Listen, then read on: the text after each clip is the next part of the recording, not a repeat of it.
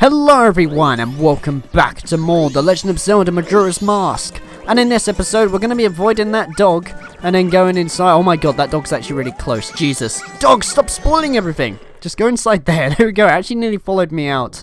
But let's just go inside here because Tattle reminded us that we need to go and see the Happy Mask Salesman. So let's just go to it now that everything's reset for some reason. Were you able to recover your precious item from that imp? Oh, you got it, you got it, you got it! Then listen to me. Please play this song that I am about to perform, and remember it well.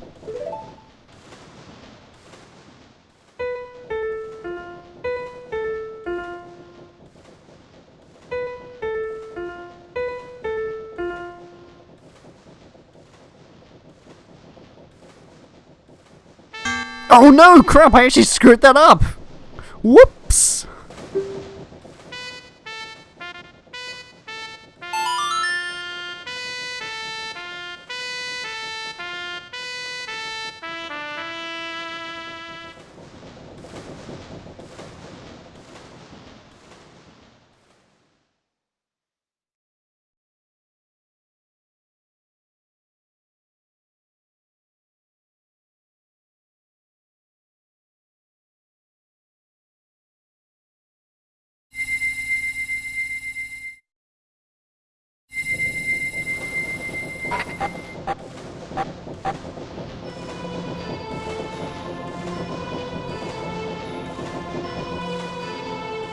This is a melody that heals evil magic and troubled spirits, turning them into masks. I am sure it will be of assistance to you in the future. Ah yes, I give you this mask in commemoration of this day. Fear not, for the magic has been sealed inside the mask. When you wear it, you will transform into the shape you just were. When you remove it, you will return to normal. Yeah, and with that we basically have the power of the Deku Mask now, where we can turn to it at any point. You got the Deku Mask to keep as a memento. Press start and set it to one of the buttons on the select item screen. Wear the mask with C to inhabit the body of a Deku. Press C again to return to normal. Now, I have fulfilled my promise to you. So, please give me that which you promised me.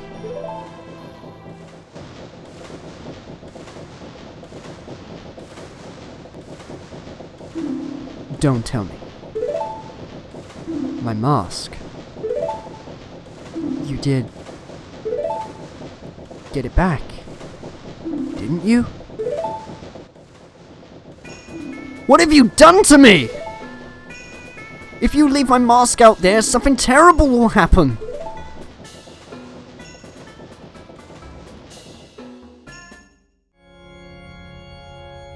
The mask that was stolen from me.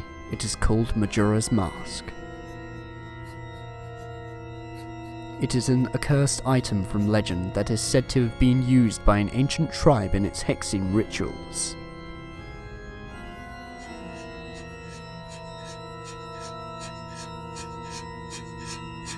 It is said that an evil and wicked power is bestowed upon the one who wears that mask.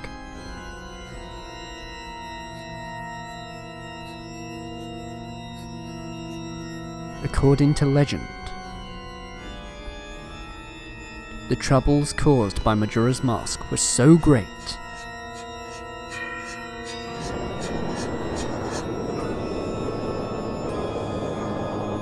the Ancient Ones, fearing such catastrophe, sealed the mask in the shadow forever, preventing its misuse.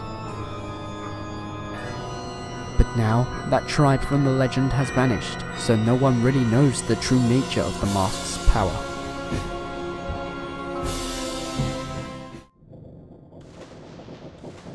But I feel it. I went to great lengths to get that legendary mask.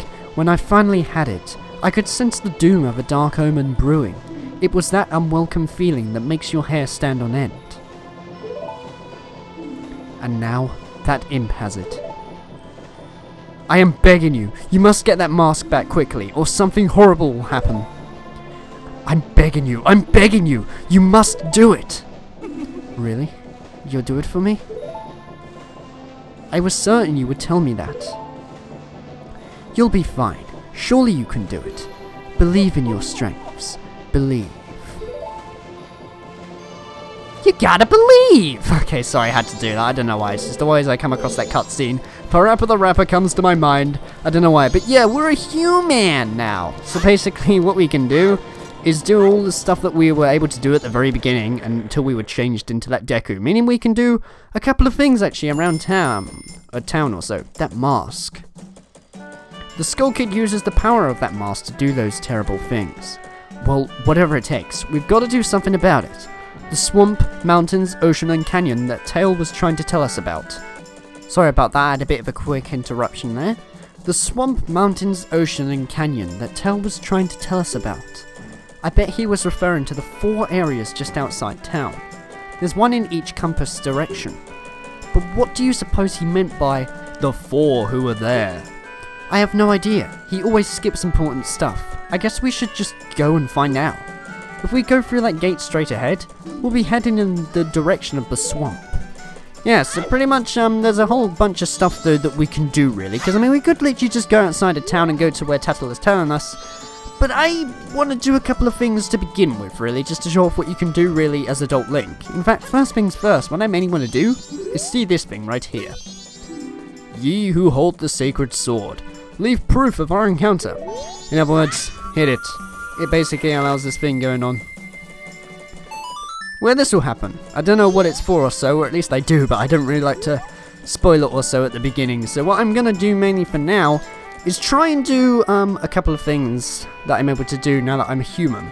Because for starters, that piece of heart up there, the reason why I couldn't get it before is because when we're a Deku, we can't actually climb any of this stuff going on, you know? But now that we're a human, we're able to literally just climb up anything and fall off like this. That was brilliant.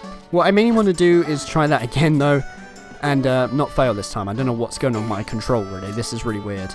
Okay, so let's just do this like that. Go across here, and then just try to acquire the piece of heart or so. It's not really the hardest piece of heart in the world to get, to be honest. Oh my god, really? There we go, right, cool. So there we go, there's like another piece of heart or so. I need to collect one more to increase my life energy. Fair enough, cool.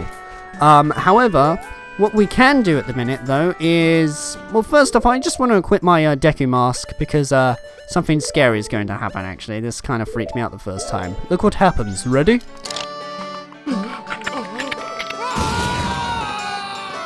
Yeah, I know, kind of a bit nightmare-inducing right there. That happens anytime you put on a mask, and when you take it off, it's not too bad, but I don't know, just...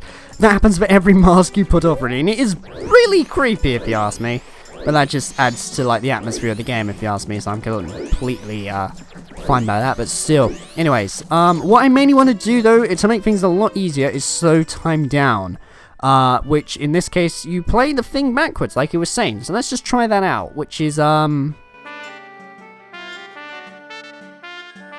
yeah, it's like that basically. So it's down, A, and then right, you know, in order to basically do this. Because then this will happen. You played the inverted song of time or something. Slow the current flow of time? Yeah. And how you know you've actually slowed the flow of time is the thing in the center was green, wasn't it, saying the day? It's now blue. Meaning things will go by a lot slower now. In fact, some certain events go really slow, and they are freaking hilarious to watch. Particularly, you know, the one where the thief tries to steal the stuff from the old lady with like the bombs going on. You know, for like one of the first episodes anyway that you saw. That plays in slow motion as well, and that's a real shame. But one reason why I'm collecting this fairy again is if you remember before, the fairy said a certain thing. That was a weird glitch right there. So if I just flash back for a second, if ever you are returned to your former shape, come see me. I shall give you more help. And now that we're able to turn into a human, we are simply able to do that. So, how about I just literally go there or so? So I'm literally just gonna make my way over there, and then make my entrance into this time as a human instead. Okay, cool. So if I just take off the mask or so, and this cutscene happens anyway, by the time you take off the mask, it's not really that exciting really. I find it more emotional and kind of scary when he puts them on, but still. Anyway, now that we've got this, the fairy or so, let's just take it to here as a human and see what happens.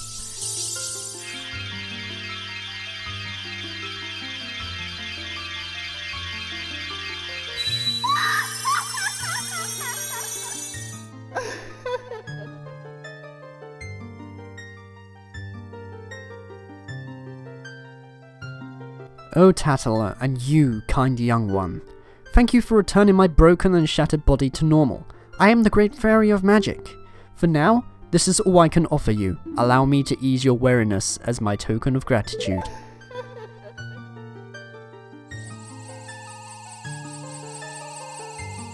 So while, you may think, oh great, is that all we get really?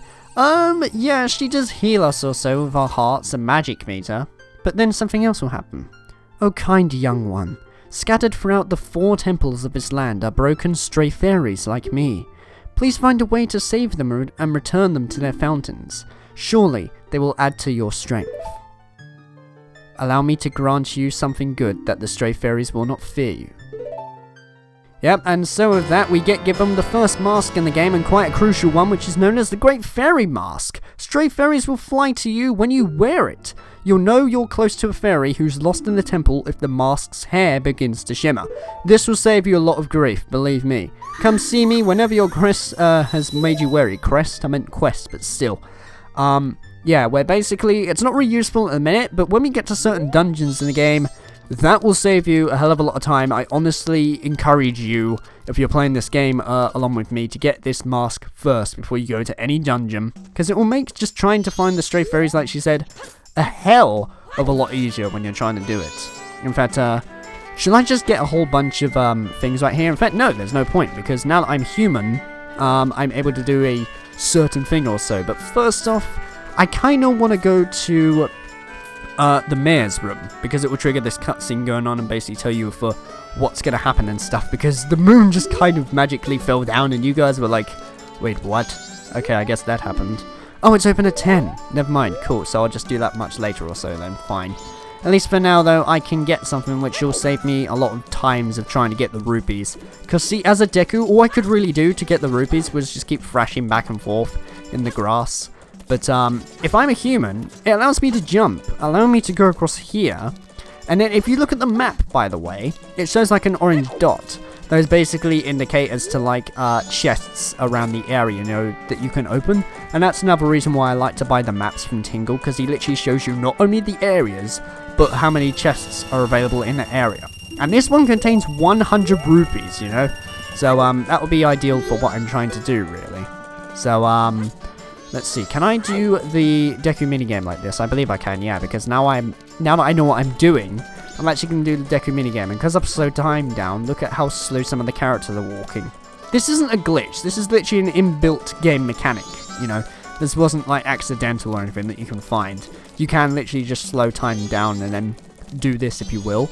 But like I was saying before doing that, okay, maybe not, because otherwise 10 o'clock is going to go by really slow, given the fact I've slowed time down. But it does give me a bit of less worry while I'm trying to do like this Deku minigame going on, you know. So now I can actually show this off. In fact, they might actually go slower, the panels. To be honest, I've never really tried this, because most of the time when I do this minigame, I do it pretty much at the beginning of the game. I don't know why the hell I forgot about it during the LP. But never mind, I suppose at least it gives me some sort of chance to try this out, you know, while time has slowed down, because usually I just do it at normal speed. Sorry about that, I had a bit of a quick interruption there and stuff. But let's just go and try and do this minigame, given the fact that it's now available. In fact, I think they go the same speed. How about it? Will the young one play? One game is 10 rupees. Yeah, sure. Alright then, use this Deku flower and have fun.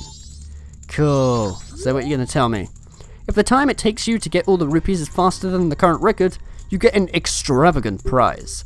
But if you fall down below just once, it's over. The best time for today's game is 1 minute and 15 seconds. Get all the rupees faster than that.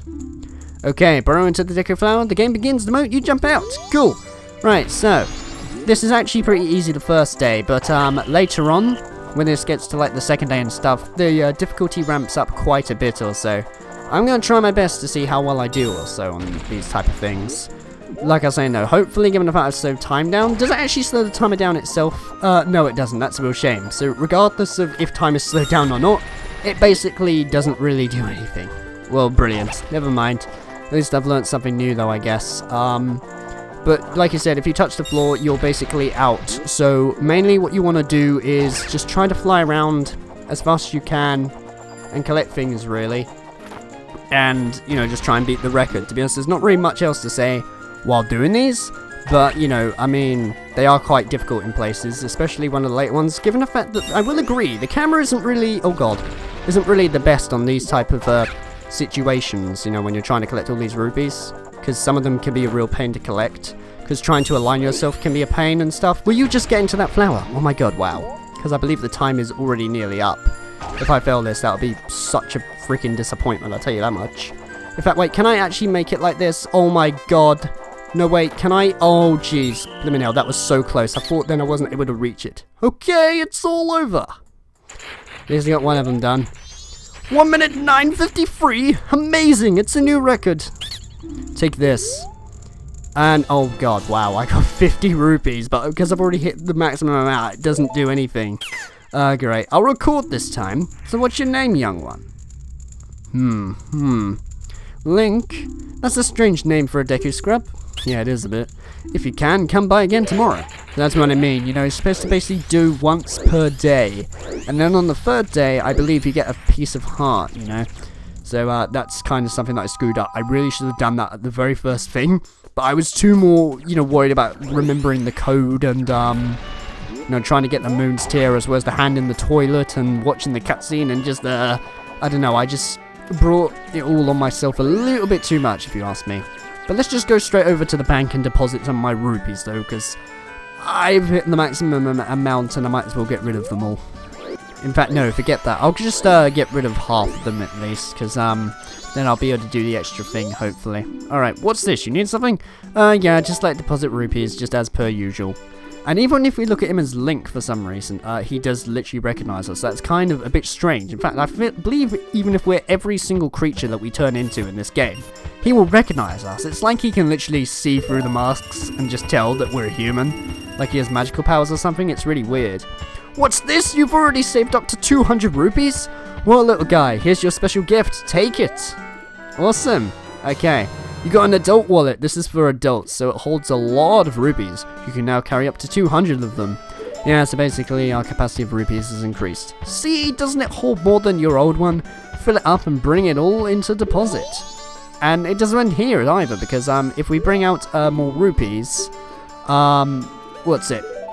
Basically, you know, he'll give us something more in return. So every time I get maximum amount of rupees, I'm going to deposit most of them here. But I want to withdraw some of them actually, because I said I was only going to put, you know, put in like around 50. But I want to take 50 out now. Yeah, I know, it's kind of weird. I basically passed 200, and I'm taking it all back because I've already got it. Use it wisely. Alright, little guy, I've now got a total of, yeah. I know, okay, cool, thank you.